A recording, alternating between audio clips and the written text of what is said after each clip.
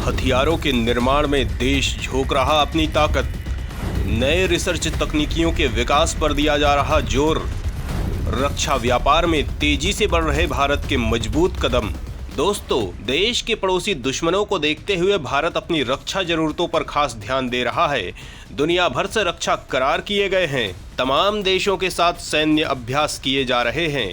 रक्षा करारों में इस बात का खास ख्याल रखा जा रहा है कि हथियारों का निर्माण देश के अंदर ही किया जाता है और तकनीक का भी आदान प्रदान किया जाता है, जिससे देश उन हथियारों के निर्माण में खुद भी सक्षम हो सके।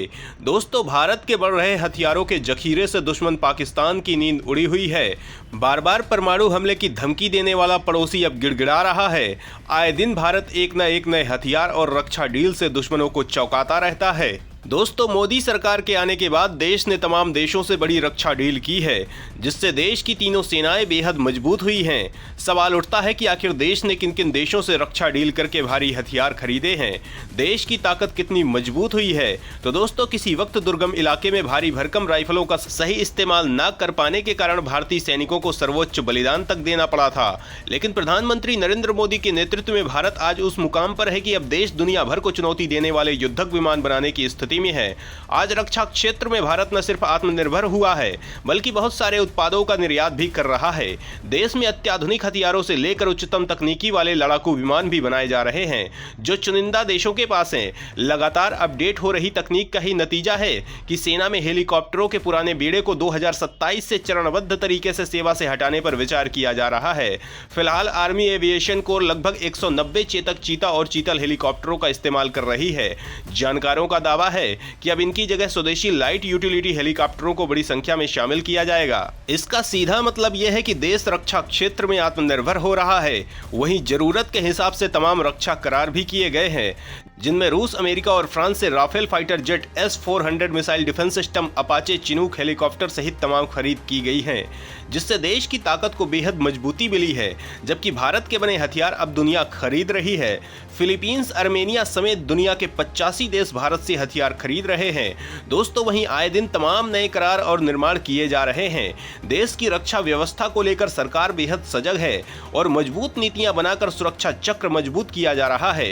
यही वजह है कि अब देश के दुश्मनों के पैर उखड़ने लगे हैं। सवाल उठता है कि आखिर देश की सुरक्षा चाक चौबंद करने के लिए सरकार ने क्या कदम उठाए हैं, किस तरह डिफेंस इनोवेशन को बढ़ाया जा रहा है, रक्षा जगत में आत्मनिर्भर बनने के लिए देश क्या क्या कर रहा है। तो दोस्तों, इन सवालों का जवाब जानने के लिए वीडियो आखिरी तक देखिए। बेतहाशा बढ़ाया जा रहा हर साल का रक्षा बजट।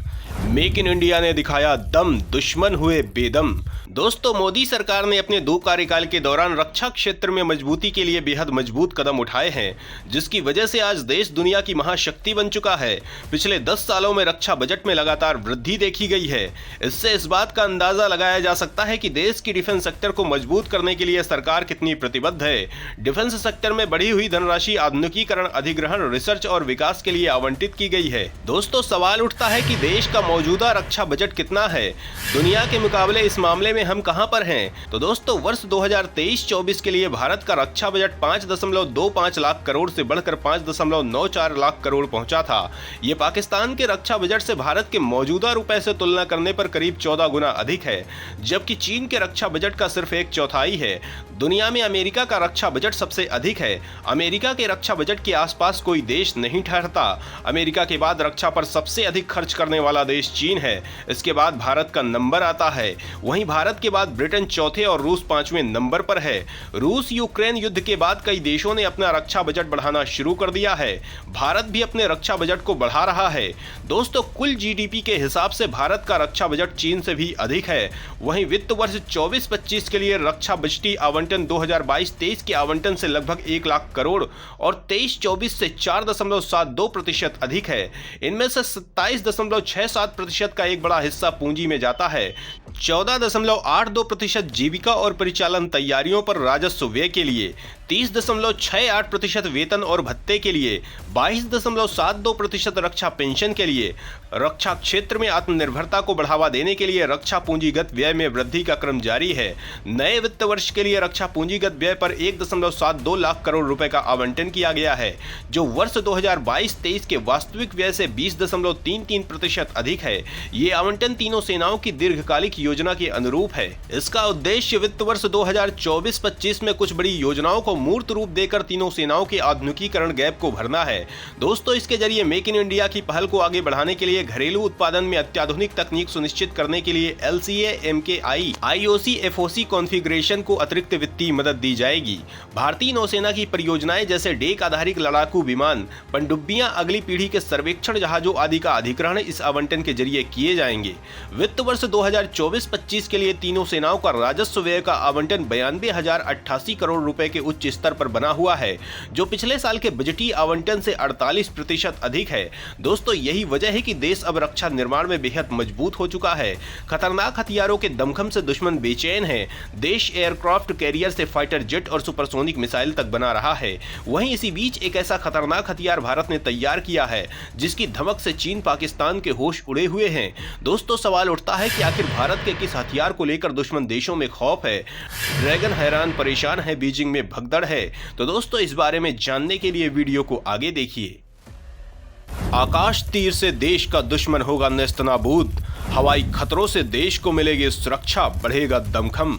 दोस्तों, भारत सरकार डिफेंस को और मजबूत करने के लिए कई तरह के प्लान बना रही है। अब सरकार ने 3 बड़ी डील की है। रक्षा मंत्रालय ने 3 बड़ी डील 5,400 करोड़ रुपए में की है।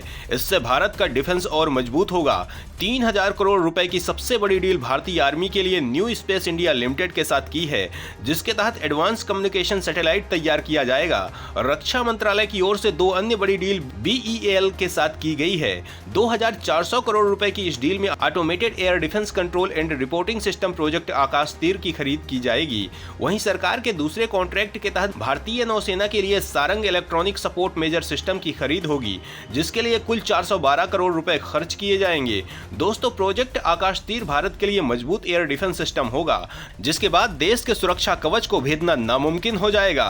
दोस्तों, सवाल उठता है कि आखिर आकाश तीर कैसे काम करेगा, इसकी क्या है विशेषताएं, ये सेना के लिए क्यों है जरूरी। तो दोस्तों, automatic air defence control and reporting system project Akashteer भारतीय सेना के वायु यूनिट्स को और मजबूत बनाएगी। साथ ही आत्मनिर्भर भारत योजना के तहत डिफेंस को और मजबूत बनाएगी। आकाश तीर भारतीय सेना के युद्ध क्षेत्रों पर निम्न स्तर के हवाई क्षेत्र की निगरानी करने में सक्षम होगा और ground based air defence weapon system को प्रभावी रूप से नियंत्रित करेगा। आकाश तीर की विशेषता यह है कि सभी स्तरों पर रडार और संचार प्रणालियों को एक नेटवर्क में लक्ष्य की पहचान कर कंट्रोल करना है।